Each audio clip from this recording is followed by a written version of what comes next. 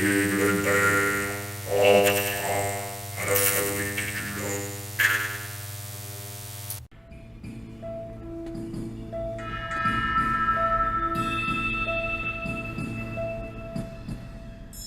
L'objectif est d'utiliser une nouvelle méthode de modeling, de modelage, non pas à partir d'un objet, comme ce cube, que je vais d'ailleurs retirer, mais à partir de ce qu'on peut appeler une calque de fond, une image de fond, qui va nous permettre de créer un mesh simple que l'on va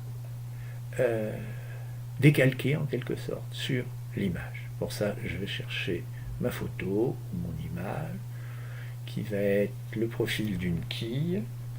Voilà, je vais chercher dans les affaires. Ici, vous voyez, le bouton d'en haut permet éventuellement d'aller voir les formes quand on ne se rappelle plus du nom et on obtient le fichier voulu. Maintenant, on se met en view ortho front de telle manière à avoir une vision de l'objet. Là, on va se servir du mode edit et d'un mesh primitif simple. Ici, ça va être tout simplement un plan. Donc je mets un plan, voilà, et là il est de profil, je vais faire une rotation de 90, voilà, s'il veut bien. Bon, on va recommencer, R 90, cette fois ça a l'air de marcher, voilà. Je vais placer, bon c'est pas nécessaire de le caler comme ça, mais bon, il y a différents moyens de commencer, c'est un des moyens ici. On le dilate un peu, voilà, pour faire à peu près la largeur, encore que là ça sert pas à grand chose, on verra tout à l'heure, mais c'est pas grave.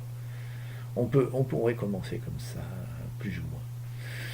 Alors maintenant, on va, dans cette technique-là, vraiment réduite au minimum, on va retirer les vertices d'un côté qui ne nous serviront pas, puisqu'on va avoir un demi-profil qu'on va faire tourner.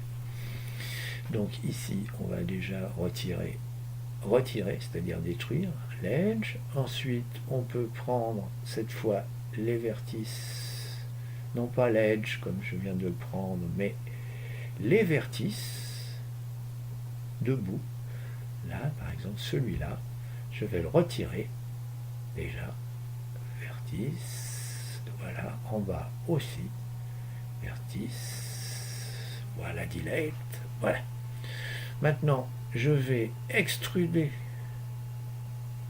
ou tirer là simplement dessus pour l'instant, mais je vais extruder à partir de ce sommet-là pour suivre le profil. Alors je vais mettre les screencasts, les touches sur lesquelles j'appuie à l'écran, et je vais extruder progressivement pour obtenir le profil de l'objet voulu. Alors j'y vais, c'est pas très précis dans un premier temps parce qu'on pourra retoucher après comme on le verra. Voilà. Et là on va progressivement vers le haut, on obtient un petit peu le demi-profil qui commence à se dessiner simplement à partir d'une suite de vertices et de edges qui sont extrudés les uns par rapport aux autres. Ah, vous voyez, puis ici il y a des petits défauts, mais je continue à mon petit bonhomme de chemin pour avoir à peu près le demi-profil voulu. Voilà, encore quelques petits pas et je vais bientôt arriver presque à la moitié de ce que je voulais. Voilà, je m'arrête bien sur l'axe central, par contre ça c'est important, parce que c'est autour de ça que je vais tourner. Voilà, là, ici, voilà, on tire un petit peu, on ajuste, on revient à peu près au milieu. On fait comme une vieille technique de poterie, on a un profil et on tourne autour. Voilà, ça se fait encore d'ailleurs dans certains pays. Autour du sable, on fait de la poterie comme ça. Bon, là, on ajuste un petit peu, quelques petits détails. On peut grossir, si vous voulez être très précis, si vous avez envie d'être très précis, vous faites. Là en haut, c'est un peu pointu, on diminue un peu. Voilà. bien rester sur l'axe, ça c'est important par contre. En bas peut-être aussi, ouais, je vais peut-être arranger ça, ça me plaît moyen. Oui, voilà, un peu. Oui, là. Ouais, enfin. Le biseau, je verrai après, peut-être. Après. Voilà. De toute façon, c'est pas très bon pour l'imprimante, le biseau qui est en bas, là. Enfin, bref. Parce qu'il y a un surplomb qui se fera. Bon, enfin, on en parlera tout à l'heure. Voilà. Donc là, en gros, j'ai mon demi-profil. Je vais aller chercher l'outil adéquat. Alors, en mode edit, en ayant sélectionné tout, je vais chercher cet outil spin dans l'onglet Tools ici. Ah, là, évidemment. Petit problème, mais ça, ce n'est rien. C'est tout simplement le réglage des paramètres de l'outil spin qui est pas bon. Voilà, vous voyez, ben, ici j'ai fait un tour autour de moins Y, donc je remets Y à 0. Et bien sûr, je fais une rotation autour de l'axe des Z. Ah, et là, comme l'angle est de 90 degrés, si je regarde un petit peu en décalant un peu ma figure, je vois que j'ai un quart de quille. Si je joue, je peux augmenter cette valeur comme je veux lentement, mais bon, là c'est un peu long. Et je peux taper directement 180 degrés par exemple pour voir ce que ça donne. Hop, ça fait la moitié, bien sûr.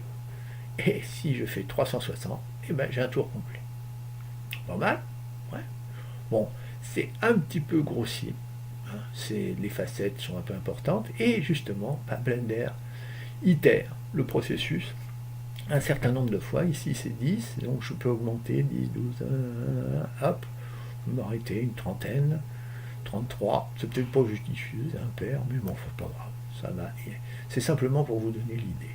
Voilà. Donc, j'ai fini à peu près mon travail. Seule chose, quand même, qu'il ne faut pas oublier, c'est qu'au moment où les deux bords se rejoignent, il y a ce qu'on appelle une duplication des vertices. Les vertices de gauche et de droite se superposent. Et donc, il va falloir retirer ces doubles avec l'outil Remove Double. Remove Double, si on appuie dessus en ayant sélectionné l'objet, on voit qu'on a retiré 18 vertex qui sont très mauvais pour, soit pour les matériaux, soit pour l'impression et ainsi de suite. On revient en mode Object et on a notre key